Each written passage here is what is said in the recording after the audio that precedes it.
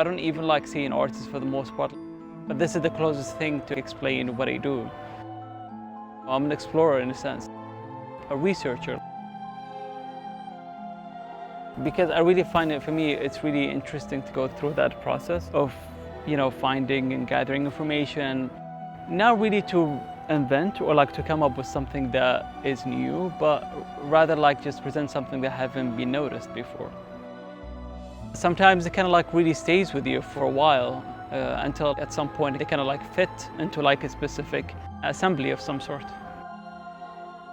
When I was very young, I remember like walking into our neighbor's house and I found her like drawing on the wall, and it was al-gat, which is a form of traditional art that is done in South Saudi. For me, it was like the first encounter, so like, what are you doing? It was really interesting just seeing this actually happen, and I kind of like sat and watched that. When I was in school, our science teacher took us outside to show us an experiment. He had a prism and he just put it against the sunlight and kind of like forked into the different colors. And I think this is the oldest memory that I have. What I'm doing kind of comes from that exact moment.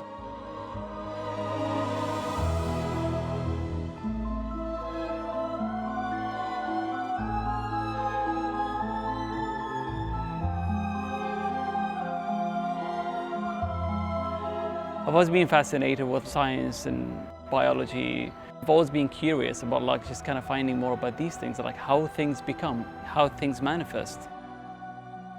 For me, I kind of chose science because I felt like it's more logical to go that route anyway.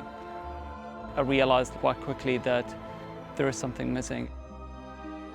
The type of work that I usually kind of do or like work on doesn't really adhere to a specific kind of location or an idea. For me, it's not what I'm trying to do here.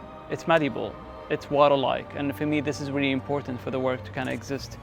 I'm not doing this for any specific reason other than it's exciting to go through the process of finding something to communicate to people.